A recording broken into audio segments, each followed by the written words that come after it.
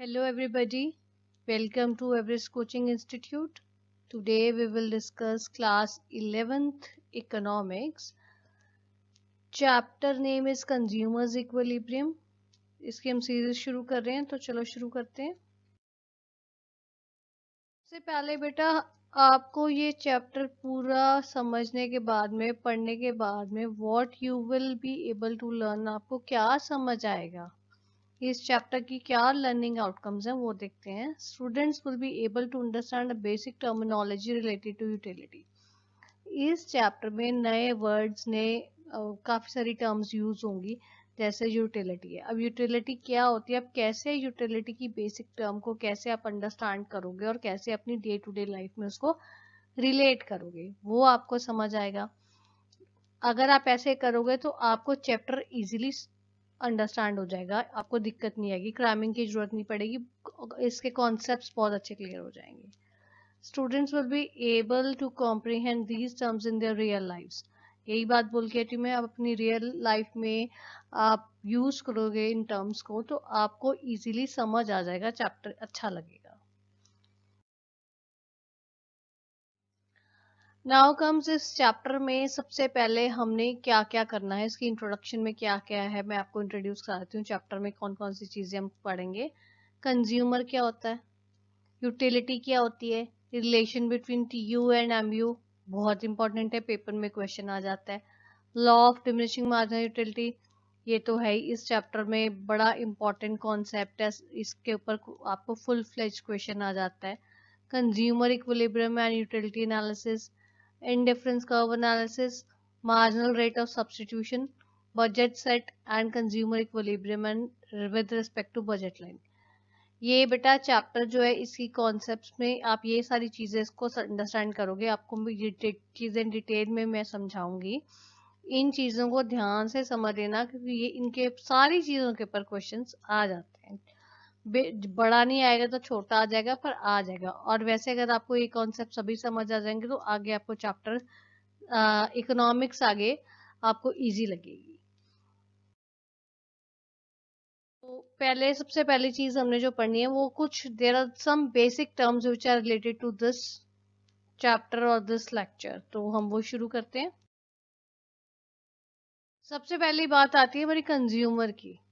मैंने यहाँ सबसे पहली टर्म आपको इंट्रोडक्शन में कंज्यूमर बताई कि what who is a consumer. Consumer क्या है, कंज्यूमर बेसिकली वी पीपल, ठीक है, चाहे वो इंडस्ट्रियलिस्ट है चाहे वो हाउस होल्ड है, जो मर्जी। Consumer is any person who purchases some goods to fulfil his needs. अपनी जरूरतों को पूरी करने के लिए हम कुछ चीजें खरीदते हैं। आप है, आप अपनी हंगर को फुलफिल करने के लिए, सेटिस्फाई करने के लिए आप कुछ खाने की चीजें देखते हो, आप कुछ स्टडी करने के लिए आप अपना स्टडी मटेरियल परचेज करते हो, आप एंटरटेनमेंट के लिए आप टेलीविजन देखते हो या पार्क्स में जाते हो या वेकेशंस पे जाते हो। सो इन दिस वे हर चीज को सेटिस्फाई करने के लिए हर एक इंसान कुछ ना कुछ चीजें खरीदता है। जो इंसान वो चीजें खरीदता है तो वो कंज्यूमर है। बेसिकली देखा जाए एवरीवन इज अ कंज्यूमर, क्योंकि हर इंसान कुछ ना कुछ खरीद रहा है अपनी नीड्स को फुलफिल करने के लिए, सेटिस्फाई करने के लिए, ठीक है। अब नेक्स्ट बहुत इंपॉर्टेंट टर्म आती है हमारी यूटिलिटी। अब आप बोलोगे ये यूटिलिटी क्या है, कंज्यूमर तो समझ आ गया, पहले मैं आपको इसमें से बताती हूँ। Utility is a want satisfying power of a good. कोई भी हम चीज खरीदते हैं, हमने कितनी खरीदनी है वो डिपेंड करेगा यूटिलिटी के ऊपर। पहले मैं ये पूरा पढ़ देती हूँ फिर मैं आपको समझाती हूँ।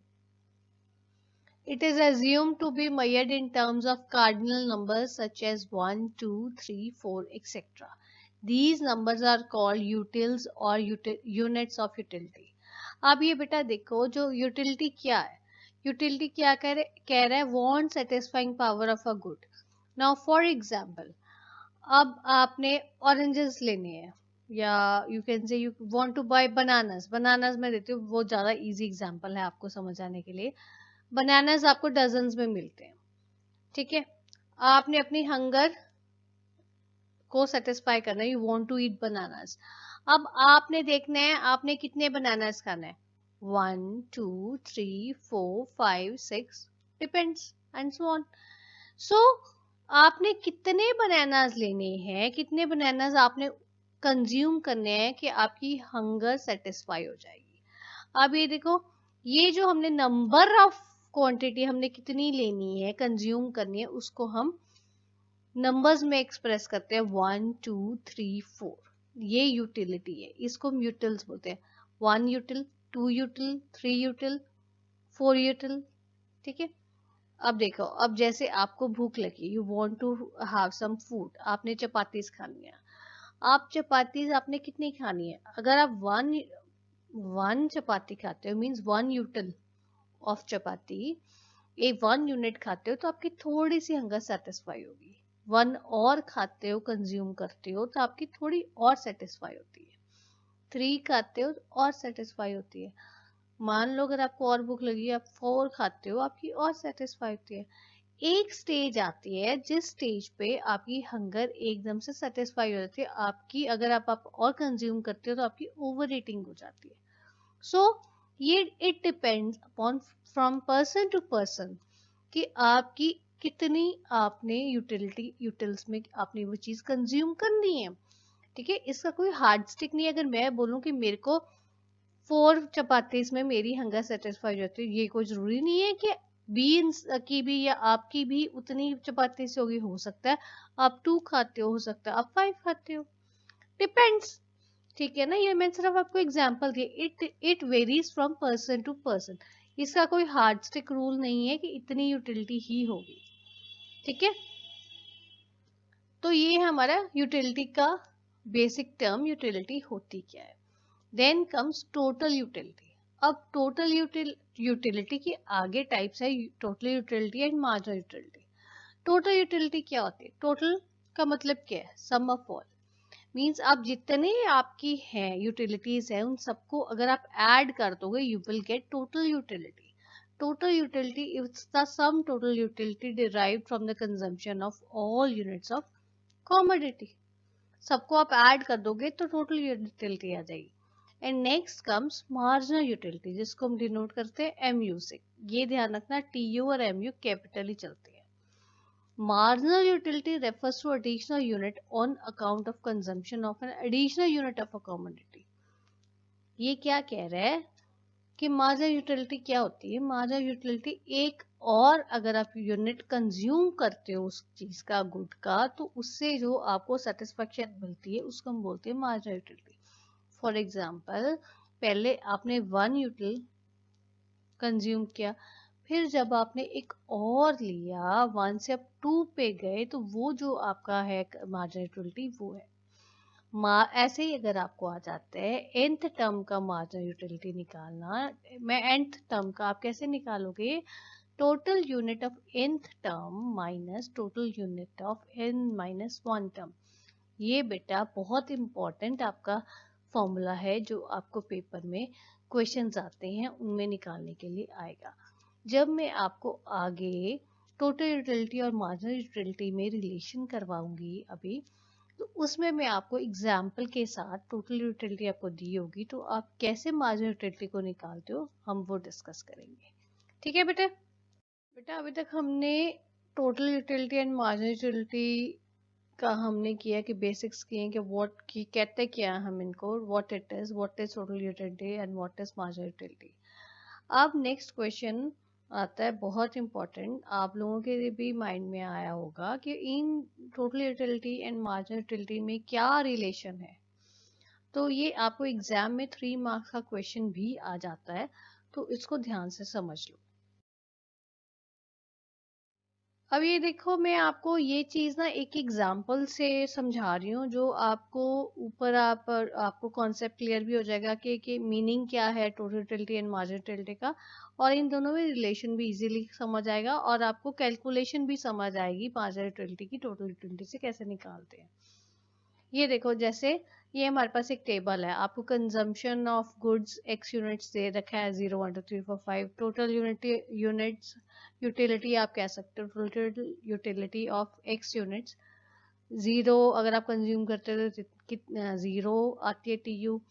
अगर आप 1 यूनिट कंज्यूम करते हो तो आपको 20 मिलती है यूटिलिटी, टोटल यूटिलिटी। अगर आप 2 कंज्यूम करते हो तो आपको 36 मिलती है, 3 कंज्यूम करते हो तो 44 मिलती है, 4 कंज्यूम करते हो तो आपको 50 मिलती है, और अगर आप 5 कंज्यूम करते हो तो आपको 50 मिलती है। बेटा इस टाइप का क्वेश्चन आपको एग्जाम में भी आ जाता है। इसमें देखो जैसे हमने marginal utility of X units निकालनी है, ठीक है, इसमें आपको रिलेशन भी समझ आएगा, ये आपका क्वेश्चन कैसे सॉल्व करना है वो भी सॉल्व होगा, आपकी काफ़ी चीज़ें इसमें डाउट्स क्लियर हो जाएंगे। अब ये देखो जैसे marginal utility of X units हम कैसे निकाल लेंगे। मार्जिनल यूटिलिटी का मैंने आपको फॉर्मूला करवाया था, mu एन, अगर आप रिमेंबर करो, mu n is equal to T U N minus 1। यहाँ पे n means number of term, तो हमने जैसे मार्जिनल यूटिलिटी हमने 0 यूनिट्स पे निकालनी है, तो 0 यूनिट्स पे तो नील ही होगी, है ना। जब आपने 1 यूनिट पे निकालनी है तो 1 यूनिट पे क्या करोगे, T U one minus T you zero. T U one कितनी है आपकी 20, टोटल यूटिलिटी 1 यूनिट पे 20 है, और आपकी 0 यूनिट्स पे कितनी है, 0 है, तो 20 माइनस 0 क्या आएगा, marginal utility of at 1 unit में कितनी आएगी एक्स कमोडिटी की 20। ये देखो ये मैंने आपको पूरा आपको फॉर्मूला सॉल्व करके दिखाया हुआ है। 20 कैसे है, T U one minus T U zero that is equal to 20 minus zero is equal to 20, ठीक है। ऐसे ही सेकेंड यूनिट पे जाओ, सेकेंड यूनिट पे कैसे निकालोगे आप, T U two minus T U one that is 36 minus 20, answer आएगा आपका 16। ये देखो 16 कैसे है, T U two minus T U one that is 36 minus 20 is equal to 16। इसको अगर आप ध्यान से करोगे ना, ऐसे आप आगे वाले भी निकालोगे, तो आपको पेपर में भी ऐसे ही क्वेश्चंस आने हैं 3 मार्क्स के, आप इजीली उनको सॉल्व कर सकते हो, क्रैमिंग की जरूरत नहीं है, आप एक बार इसका कॉन्सेप्ट समझ लो, ठीक है। अब मैं आगे करवाती हूँ आपको थर्ड यूनिट पे, जैसे टी यू थर्ड यूनिट 44 है, तो एम यू थ्री पे कितनी आएगी आपकी, T U three minus T U two, 44 minus 36 comes out to be 8। ये देखो 8 आ गई, और 4 पे ऐसे ही 50 minus 54, sorry 50 minus 44 that is 6। Then आपकी फिफ्थ पे 50 माइनस 50 डेट इज 0। ये हमने marginal utility of X units निकाली, different unit X of X commodity different units पे हमने निकाली, ये जैसे आपको पेपर में क्वेश्चन आ जाता है। पर हम बात कर रहे हैं रिलेशन की, यहाँ पे सिर्फ आप एक चीज ध्यान रखो, ये देखो हमारी टोटल यूटिलिटी बढ़ रही है एक्स यूनिट की, और एक जगह पे आके वो कांस्टेंट हो गई है, फोर्थ और फिफ्थ यूनिट पे वो कांस्टेंट है। और मार्जिनल यूटिलिटी अगर आप देखो 20, 16, 80, 8, 6, 0, ये आपकी डिक्लाइन हो रही है, डिक्लाइन हो रही है, और एक स्टेज पे आके ये 0 हो गई है, ठीक है ना। अभी के लिए सिर्फ इतना ही समझो, नेक्स्ट में आपको यही चीज डायग्राम के थ्रू समझाती हूँ, आप पेपर में भी वैसे बना सकते हो। तो चलो करते हैं, देखते हैं। अब ये देखो ये जैसे डायग्राम है, इस डायग्राम में मैंने आपको टोटल यूटिलिटी और मार्जिनल यूटिलिटी दोनों का आपको मैंने रिलेशन समझाना, तो एक ही डायग्राम बनाया, आपने भी एग्जाम में एक ही बनाना है, ठीक है। एक्स एक्सेस वाई एक्सेस पहले टोटल यूटिलिटी की बना दो, फिर X axis Y axis marginal utility की बना दो। इतना ध्यान रखना, टोटल यूटिलिटी में आपको नेगेटिव में जाने की जरूरत नहीं है, पर मार्जिनल यूटिलिटी में आपको नेगेटिव की जरूरत पड़ेगी, ठीक है। चलो इसमें देखो ये आपका टोटल यूटिलिटी का कर्व है, हमने देखा था टोटल यूटिलिटी 0 से शुरू हुई थी और वो बढ़ रही थी आपकी, ये भी बढ़ रही है, एक से जाई जहाँ पे वो कांस्टेंट होगी, कांस्टेंट हो गई थी ना फोर्थ एंड फिफ्थ यूनिट पे, जब आपकी 50-50 थी, और 50-50 तक हमने पढ़ा था, और जब आपने देखा था सेकंड में 50-50 था, तो उस केस में हमारी मार्जिनल यूटिलिटी 0 थी। तो इसका मतलब एक रिलेशन क्या आया है कि पहले जो आपकी टोटल यूटिलिटी है वो बढ़ेगी, जब वो बढ़ेगी तो आपकी मार्जिनल यूटिलिटी आपकी कम होगी, यही देखा था हमने, है ना। और दूसरी चीज हमने क्या नोटिस की थी कि जब वो 50-50 मैक्सिमम पे आ गई तो ये 0 पे आ जाएगी, ठीक है। इस दो रिलेशन समझ आ गए। थर्ड के इसके बाद में ये मतलब अब कम होना शुरू हो जाएगी ना, क्योंकि जब वो सेम आ गई तो उसके बाद कम ही होगी, इसके बाद जब ये कम आएगी तो ये कम होती होती कहाँ जाएगी, नेगेटिव में, ठीक है। अब यही चीज को हम लोग थेरेटिकली आप पेपर में कैसे अटेम्प्ट करोगे उसमें देखते हैं। अब ये देखो relation between T U and M U. As we consume more and more units of a commodity, MU from each successive unit tends to decline. ये हमने अभी एग्जाम्पल में यही समझे ना कि जैसे जैसे आप कंजम्पशन बढ़ाते हो तो मार्जिनल यूटिलिटी हर एक सक्सेसिव यूनिट की जैसे जैसे बढ़ती जाएगी यूनिट वैसे वैसे उसकी आपकी सेटिस्फेक्शन जो है वो कम होती जाएगी, डिक्लाइन होना शुरू हो जाएगी। सो MU कैन बी जीरो और नेगेटिव। डायग्राम में हमने यही देखा था, जीरो भी हो सकती है नेगेटिव भी हो सकती है। पर जो TU is increasing, TU total utility तब तक बढ़ती है जब तक हमारी मार्जिनल यूटिलिटी पॉजिटिव रहती है। जब हमारी मार्जिनल यूटिलिटी जीरो आ जाती है तो वो टोटल यूटिलिटी हमारी मैक्सिमम पे होती है। उसके बाद में टोटल यूटिलिटी हमारी डिक्लाइन होना शुरू हो जाती है और मार्जिनल यूटिलिटी हमारी नेगेटिव में आ जाती है। यही चीज सब पढ़ी थी हमने।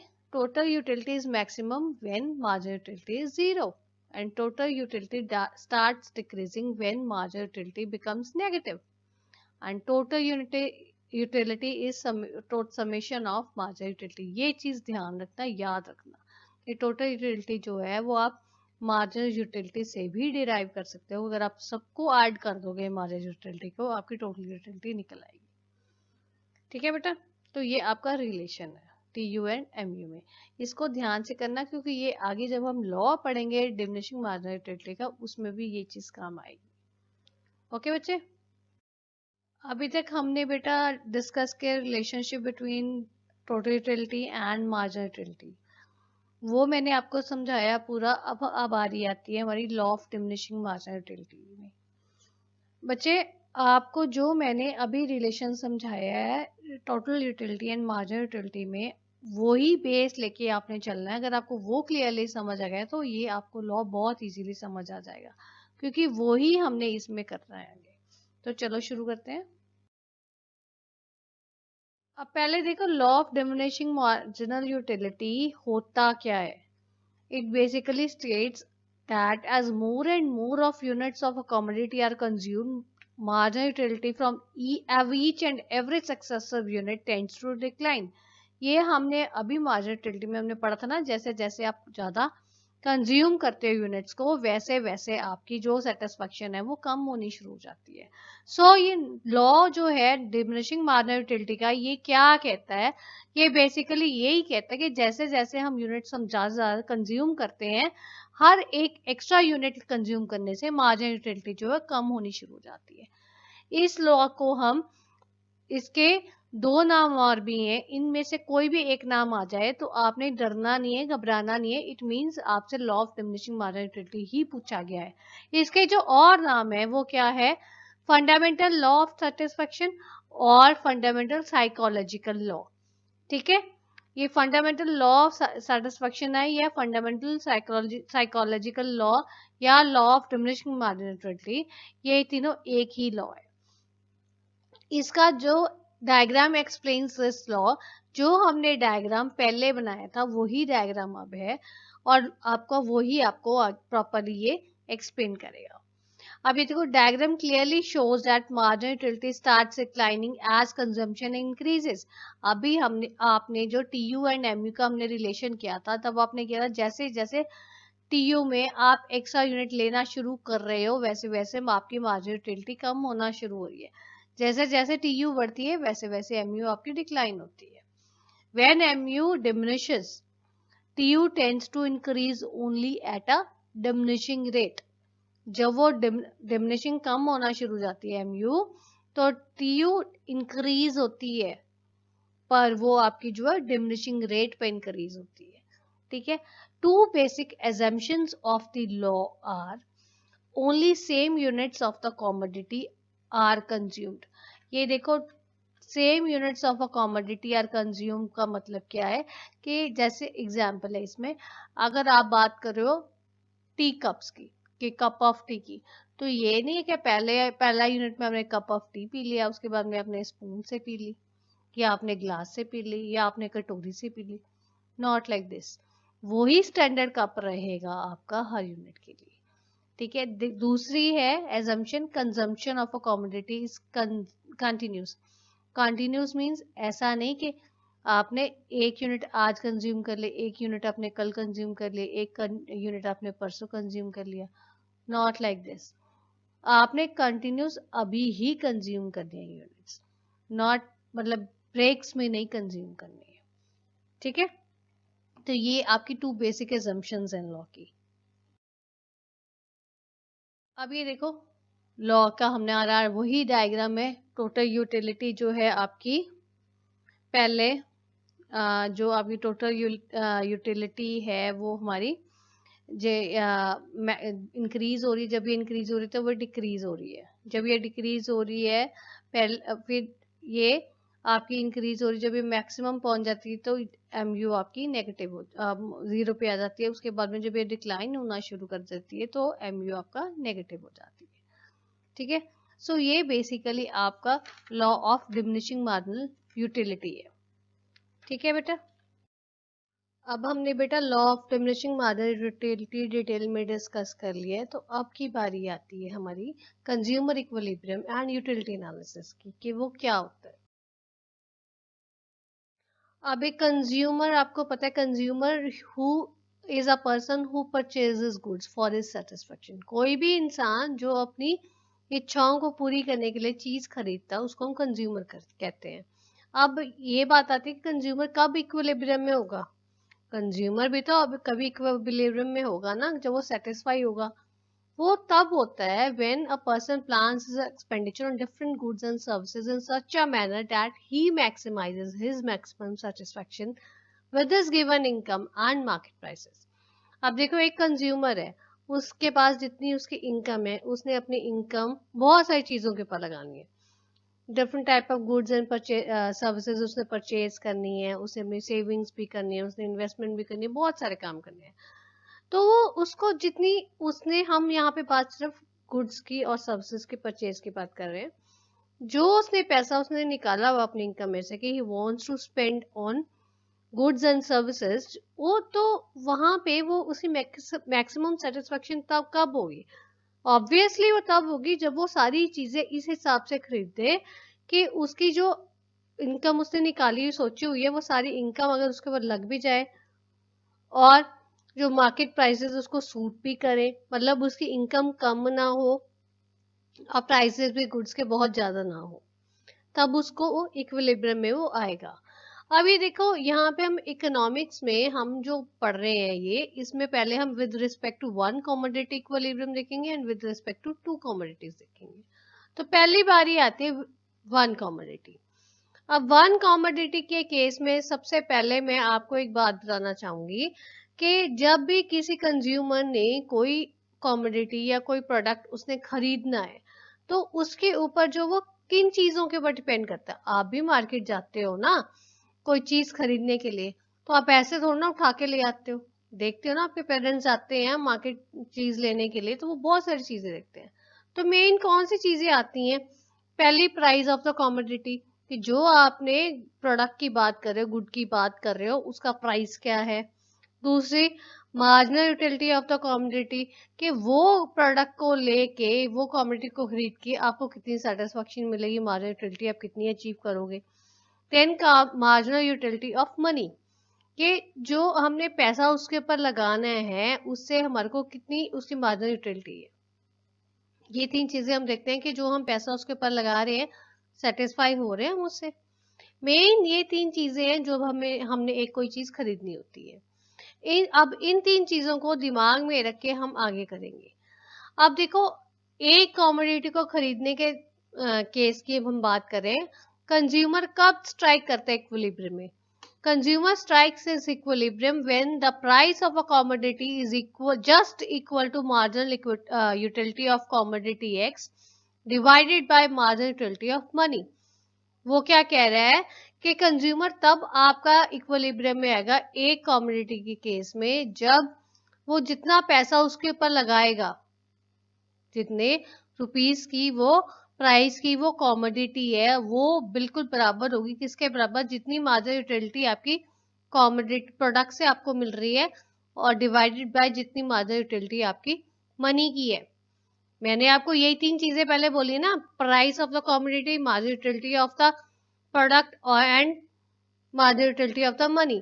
वो कह रहा है marginal utility of money is equal to marginal utility of commodity X divided by price of commodity x.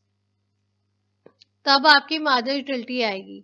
Means MUM is equal is the value of rupee for a consumer. MUM is equal to MUX upon PX, or you can also write like PX is equal to MUX upon MUM.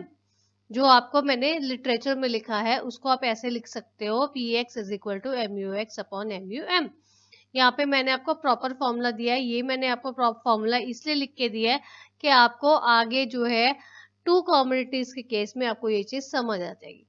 ठीक है, जब आपकी marginal utility of money और जो आपकी marginal utility of commodity x आप divide करोगे product की मार्जिनल यूटिलिटी को मनी के मार्जिनल यूटिलिटी से, अगर वो प्राइस ऑफ द कमोडिटी आता है इट मींस कि आपकी मैक्सिमम आप इक्विलिब्रियम में कंज्यूमर, या you can say marginal utility of money is equal to marginal utility of commodity X divided by price of commodity X. ठीक है, जब ये स्ट्राइक हो जाएगा it means consumer is in equilibrium. ठीक है, यही चीज अब हम डायग्राम के थ्रू देखते हैं। ये देखो, ये आपका डायग्राम बना हुआ है, ये आपका एग्जाम में अगर आ जाता है तो आपने सेम ऐसा ही डायग्राम बनाना है। नीचे आपने एक्स एक्सेस पे क्वांटिटी ऑफ कमोडिटी लिखनी है, जो भी आप लिख रहे हो XYZ जो भी है, और प्राइस आपने Y एक्सेस पे लिखने हैं। तो देखो PX हम ये एज्यूम कर रहे हैं कि ये प्राइस है, ये स्ट्रेट जा रहा है, प्राइस चेंज नहीं हो रहा है। तो अब ये देखो कहाँ पे आपकी कंज्यूमर कहाँ पे इक्विलिब्रियम में आएगा, वो वहां पे इक्विलिब्रियम में आएगा जब वो उतनी कमोडिटी खरीदेगा जहां पे आपकी उसकी marginal utility of commodity and price of commodity is same. Means marginal utility ये पॉइंट स्ट्रक हो रहा है इक्विलिब्रियम पॉइंट ई पे, जहां पे आपके marginal utility of X product X is equal to price of product X. ठीक है, ये था हमारा एक सिंगल कमोडिटी के केस में। बारी आती है in case of to commodities. अगर आपकी टू कमोडिटीज हो जाती हैं तो उसमें क्योंकि कंज्यूमर ने एक चीज तो खरीदनी नहीं होती, कितनी चीजें खरीदनी होती हैं। हम टू कमोडिटीज की बात कर रहे हैं। वो क्या कह रहा है कि जब आपने टू कमोडिटीज खरीदनी है उस केस में जैसे आपने पहले केस में किया marginal utility of X divided by price of X is equal to marginal utility of money, हमने यही किया था ना।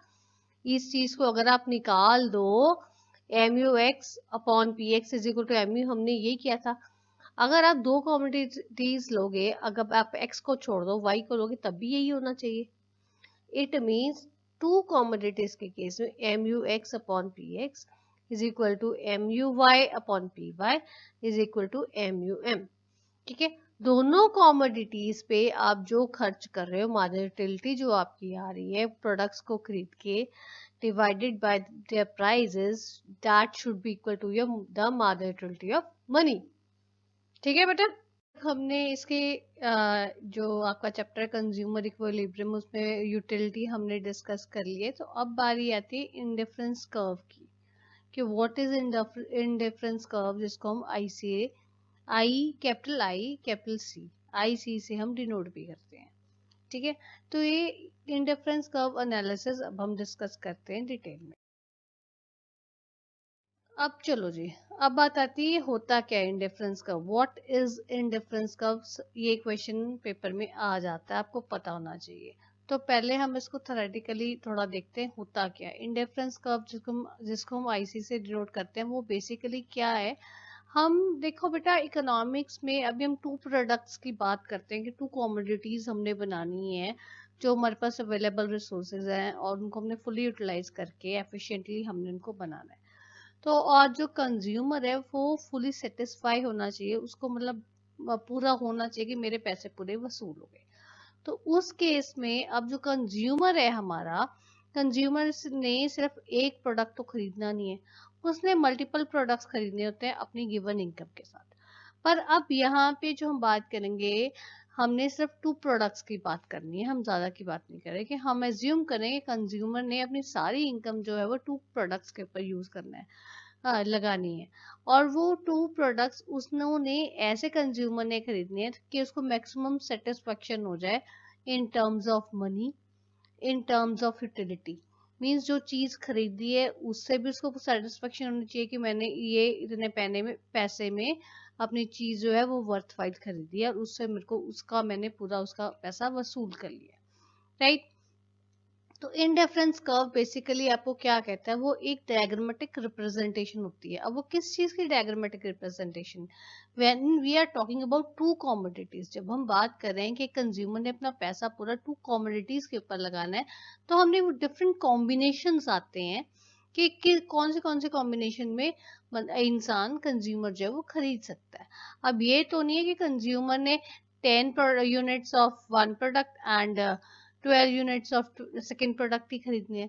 ये भी तो हो सकता है कि 10-12 के अलावा वो उनके कोई और कॉम्बिनेशंस भी बन सकते हैं, उनके जो है आपके 9 और 11 भी बन सकते हैं, या 8 और 14 भी बन सकते हैं। इन द सेम वे मतलब उनको अलग अलग कॉम्बिनेशंस बन सकते हैं कि 1 यूनिट ज़्यादा और 1 unit come.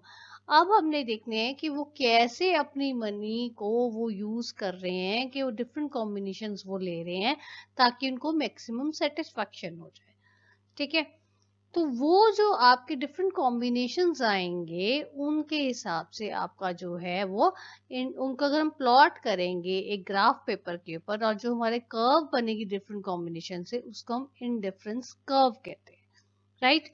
So indifference curve IC is a diagrammatic representation of different possible combinations of two commodities that a consumer buys with his given income. ठीक है, तो इसमें आपको वो क्लियरली बताते हैं कि वो अपने जो है पूरा जो अपने डिफरेंट कॉम्बिनेशंस हैं वो कैसे वो उससे सेटिस्फेक्शन आएगी। अब यही चीज हमने ये देखो ये ग्राफ बना हुआ है जो इसमें मैंने एक्स एक्सेस पे गुड ए आपको शो किया है, और वाई एक्सेस पे आपको गुड बी शो किया है। 2 गुड्स हैं आपके। अब ये देखो A B C D E, ये डिफरेंट डिफरेंट आपके जो हैं पॉइंट्स, ये आपको दिखा रहे हैं कॉम्बिनेशंस की। या तो आप ए कॉम्बिनेशन में क्या करोगे, B1 units of good B and A1 units of good A, ये कॉम्बिनेशन है। बी कॉम्बिनेशन आपको कहता है B2 units of good B and A2 units of good A. इसमें देखो B2 हमने कम कर दिया और A2 हमने बढ़ा दिया। पहले केस में सबसे ज्यादा बी क्या 1 बी प्रोडक्ट है और ए कम है। ऐसे ही आपका सी कॉम्बिनेशन आता है जिसमें आपके B3 units of good B and A3 units of good A, and D combination है B4 units of good B and A4 units of good A, and fifth combination E combination आ रहा है आपका B5 units of good B and A5 units of good A। बेटा इस case में ये नहीं आपके कितने कॉम्बिनेशंस बन सकते हैं, ये हम एज्यूम करके चलते हैं जो हमने डिफरेंट कॉम्बिनेशंस बने हैं, इसमें कंज्यूमर फुली सेटिस्फाइड हुआ कि उसकी इनकम जो है वो अच्छे से उसकी लगी है और उसको पूरी सेटिस्फेक्शन ये दो प्रोडक्ट से ये दोनों यूनिट से मिल रही है, ठीक है। ये आपको इंडिफरेंस कर्व बेसिक का है कि इंडिफरेंस कर्व होता क्या है। तो अगर आपको सिंपल क्वेश्चन आएगा तो आपने ऐसे ही लिखना है और ऐसे डायग्राम बनाना है, और डायग्राम बनाने के बाद में depending upon the marks of the question आपने डायग्राम की एक्सप्लेनेशन दे देनी है, ठीक है। आगे बात आते इंडिफरेंस कर्व मैप की। अब इंडिफरेंस कर्व मैप क्या होता है, अभी हमने इंडिफरेंस कर्व आपको बनाना समझ आ गया। अब ये देखो, अब ये तो नहीं है ना कि कंज्यूमर की इनकम स्टेबल ही रहेगी। समटाइम्स इनकम इंक्रीज हो जाती है और समटाइम्स इनकम डिक्रीज हो जाती है। अप्स एंड डाउन तो आते ही है ना, कि अगर आपका बिजनेस अच्छा चल गया तो आपकी इनकम ज्यादा हो सकती है उस महीने की, और किसी महीने की आपकी इनकम कम हो सकती है। तो depends upon time to time या फ्रॉम कंज्यूमर टू कंज्यूमर, आपके जो है अलग अलग चीजों पर डिपेंड करेगा। उसके हिसाब से डिफरेंट डिफरेंट कॉम्बिनेशंस आपके बनेंगे। अगर आपकी इनकम ज्यादा हो जाती है तो ज्यादा बन जाएंगे, कम हो जाती है तो कम बन जाएंगे। So indifference curve map shows in different indifference curve on same graph with increase or decrease in the income of consumer। ये देखो वो क्या कहते हैं कि जो कंज्यूमर की एक इंडिफरेंस कर्व मैप में आपको एक इंडिफरेंस कर्व नहीं दिखेगा, बहुत सारे इंडिफरेंट कर्व्स दिखेंगे जिसके बीच में आपके इंक्रीज और decrease in the income of the consumer, एक ही कंज्यूमर की इनकम बढ़ रही है या कम हो रही है, उसके अकॉर्डिंगली डिफरेंट इंडिफरेंस कर्व्स आपको दिखेंगे। ये देखो यहाँ पे मैंने 3 बनाए हैं, IC1, IC2, IC3। एज्यूम करते हैं हम जैसे IC2 जो है आपकी नॉर्मल, जब आपकी गिवन इनकम है उसके हिसाब से डिफरेंट कॉम्बिनेशन इस पे बन रहे हैं आपके गुड ए और गुड बी के। और जब आपकी इनकम अगर कंज्यूमर की कम हो जाती है तो ऑब्वियसली कॉम्बिनेशंस भी उसको कम करने पड़ेंगे, चीज़ उसको कम लेनी पड़ेगी, तो आपका IC1 आ जाएगा, इस साइड को शिफ्ट कर जाएगा इंडिफरेंस का। और अगर आपकी IC2 से अगर आपकी इनकम कंज्यूमर की बढ़ जाती है उस केस में आपको राइट वर्ड शिफ्ट हो जाएगा। ठीक है, तो इंडिफरेंस कर्व मैप क्या होता है? Indifference curve map basically different indifference curves आते हैं आपके एक ही कंज्यूमर की इनकम जब आपके इंक्रीज या डिक्रीज के साथ डिफरेंट कॉम्बिनेशन दिखाता है वो। ओके, तो अब बात करते हैं मार्जिनल रेट ऑफ सब्स्टिट्यूशन की, MRS की। ये हम पहले भी डिस्कस कर चुके हैं, ये वही चीज है, आपको मैं एक बार दोबारा समझा देती हूँ। Now, marginal rate of substitution (MRS) is the rate at which a consumer substitutes one commodity for another in a manner without disturbing his budget income. अब देखो, मैंने आपसे पहले ही बात की, कंज्यूमर ने अपनी सारी इनकम 2 कमोडिटीज के ऊपर लगानी है, 2 प्रोडक्ट्स के ऊपर लगानी है। ऑब्वियसली अगर कंज्यूमर को एक प्रोडक्ट ज्यादा खरीदना है और तो उसको दूसरा फॉरगो करना पड़ेगा ना, इनकम उसकी उतनी है।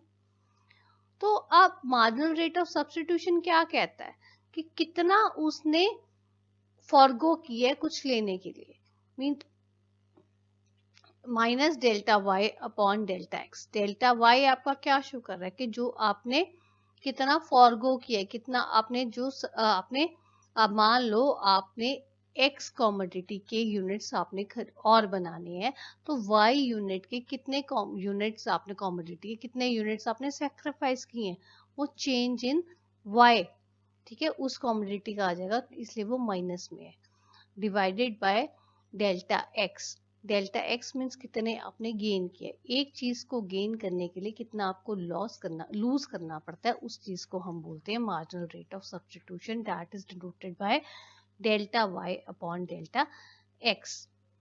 ठीक है बच्चे? बेटे, अब बारी आती है बजट सेट की या बजट लाइन की। What is budget set? Budget set या क्या होता है या बजट लाइन क्या होती है, ये आपको एग्जाम में क्वेश्चन आ जाता है, समटाइम्स 1-2 मार्क्स का, समटाइम्स 3-4 मार्क्स का, तो इसको प्लीज ध्यान से आप देख लो। सबसे पहले हम बात करेंगे कि बजट सेट क्या होता है। अब देखो, आप लोग घर में भी देखते हो, आपके पेरेंट्स जब आपका मंथली एक्सपेंडिचर करते हैं तो वो बात कभी आपने देखा होगा, वो बात करते हैं कि हमारा यार आज तो इस महीने हमारा बजट हिल गया, बजट अपसेट हो गया, ये हमारा इतना बजट है, इस चीज़ में हमने ये चीज़ें खरीदनी है, तो हमने डिसाइड करना है हमने कैसे खरीदनी है, हमने कितनी चीज़ें खरीदनी है, और हमने देखना है सो डैट हमारी सेविंग्स भी हो, हमारा बजट भी अपसेट ना हो, सब कुछ ठीक हो। तो बजट सेट बेसिकली हम उस चीज़ को ही ध्यान में रख के आप इसको करोगे तो आपको बड़ा अच्छा समझ आएगा। अब देखो, बजट सेट क्या होता है? It is a collection of all combinations which are available to a consumer with given prices of 2 commodities and income of the consumer. हम जो इकोनॉमिक्स में यहाँ पे हम सिर्फ 2 कमोडिटीज की बात करते हैं ताकि आपको ज्यादा दिक्कत ना आए और चीज इजीली आपको समझ आ जाए। तो अब हम कहते हैं कि कंज्यूमर ने अपनी इनकम जो है वो 2 कमोडिटीज के ऊपर लगानी है। these commodities can be कोई भी तो हो सकती हैं, A B X Y C D whatever, जो भी आप कह दो। जो कम्युनिटीज हैं उनके ऊपर कंज्यूमर ने अपनी इनकम को स्पेंड ऐसे करना है ताकि उसको सेटिस्फेक्शन ज्यादा मिले, और उसके जो बजट भी हिले नहीं, अपसेट ना हो, उसका बजट अपनी इनकम के बीच में वो सेटिस्फाई हो जाए। तो जो बजट सेट क्या कहता है, वो अब एक चीज में ये तो नहीं है ना कि आपने 10 units of A commodity and 15 units of B commodity ही खरीदना है। No, it can be different combinations can be there, 11 of A and 8 of B, or 12 of A and 14 of B, whatever different combinations हो सकते हैं उसकी income के बीच में। ठीक है, तो अब वो कहते हैं कि जो वो डिफरेंट कॉम्बिनेशंस आते हैं हमारे पास, अपनी गिवन प्राइसेस हमारे को दे रखे कमोडिटीज की और हमारी को इनकम पता है कंज्यूमर की, उसके हिसाब से डिफरेंट कॉम्बिनेशंस जो बन रहे हैं उनको हम बजट सेट करते हैं। ठीक है, अब आगे बारी आती है हमारी बजट लाइन की। बजट लाइन को हम प्राइस लाइन भी बोलते हैं।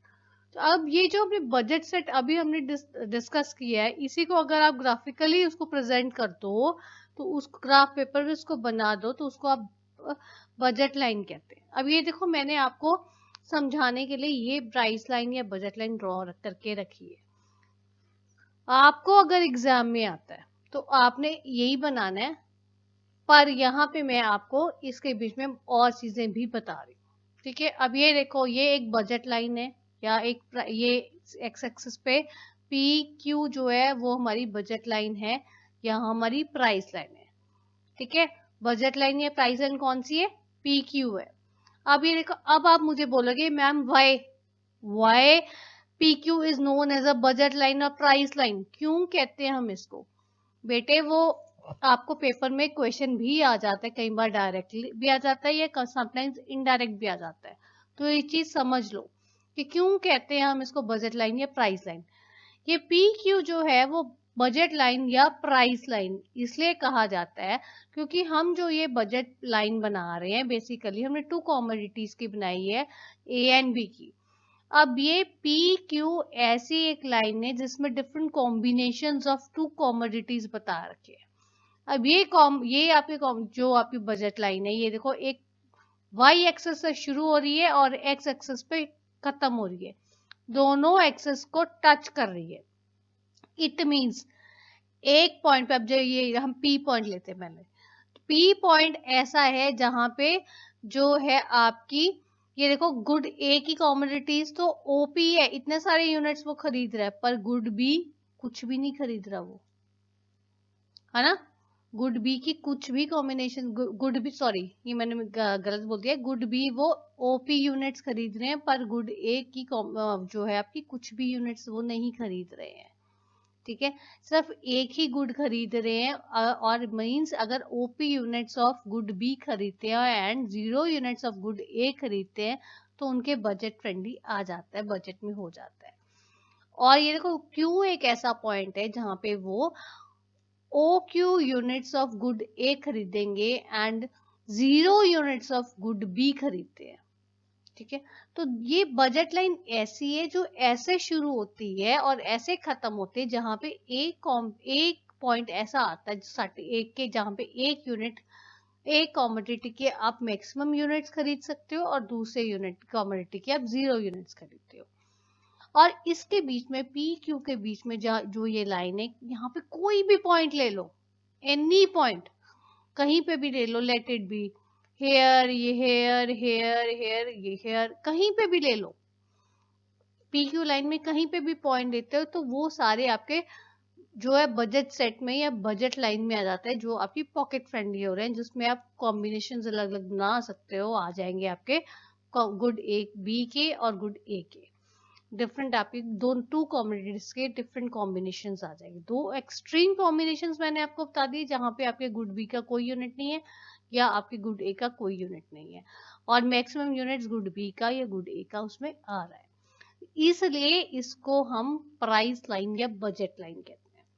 ठीक है, अगर ये क्वेश्चन हो गया। अब एक क्वेश्चन और आ सकता है आपको, ये कई बार आपको केस स्टडीज वगैरह में भी आ जाता है, या आपको डायग्राम में प्लॉट किया होता है और उसमें आपसे मतलब वन मार्क क्वेश्चन में भी आ जाता है। आप ये देखो, ये मैंने, आप बोलोगे कि मैम ये फिजिबल और attainable combinations and non feasible and non attainable combinations आपने लिख रखे हैं, ये आपने देखना है। ये आपको ये बताने के लिए कि ये पी क्यू जो आपकी बजट लाइन या प्राइस लाइन है, कोई भी पॉइंट इसके अंदर आएगा, इनसाइड आएगा, ठीक है, अंदर होगा, तो वो फिजिबल या अटेनेबल कॉम्बिनेशंस है, मींस आप खरीद सकते हो। पर उस लाइन के बाहर अगर कोई पॉइंट आता है तो दैट इज नॉन फिजिबल और नॉन अटेनेबल कॉम्बिनेशंस। समटाइम्स बेटा आपको ये क्वेश्चंस आ जाते हैं पेपर में, उसने बताया होता है कि डायग्राम बनाया हुआ होगा उन्होंने और उन्होंने लिखा होगा कि अगर यहाँ पे पॉइंट है, बताओ वो फिजिबल है या नहीं है, तो आपने बताना है यहाँ वाला फिजिबल होगा क्योंकि ये बजट लाइन के अंदर आ रहा है, और जो बजट लाइन के बाहर होगा पॉइंट, अगर कोई कहीं पे भी होगा, यहाँ यहाँ यहाँ कहीं पे भी पॉइंट होगा, वो आपका नॉन अटेनेबल या नॉन विजिबल होगा क्योंकि वो बजट लाइन के बाहर आता है। ठीक है, तो ये आपको क्वेश्चंस कई बार आ जाते हैं, ये 1-2 मार्क्स के, जो इसके लिए आपको पता होना चाहिए पूरा कॉन्सेप्ट बजट लाइन का, बजट सेट का पता होगा तो आप ये क्वेश्चन बड़े इजीली कर पाओगे। ठीक है बेटा, तो अब आगे बेटा बड़ा इंपॉर्टेंट क्वेश्चन आ जाता है कि कंज्यूमर इक्विलिब्रियम क्या है। बजट सेट में कब कंज्यूमर इक्विलिब्रियम अवेल करेगा, कब कंज्यूमर जो है ऐसी पोजीशन में होगा जब उसको इक्विलिब्रियम में आएगा। ये देखो, इस केस में देखो बेटा, जो है आपके, हम टू कॉम्बिनेशन की, सॉरी टू कम्युनिटीज की बात कर रहे हैं, तो इक्विलिब्रियम कौन से पॉइंट पे आएगा। ये देखो, ये तो हमारे आईसी कर्व्स आ जाते हैं, आपको पहले बता चुकी हूँ, IC1, IC2, ICC different curves है, और ये आपकी बजट लाइन है A1 B1।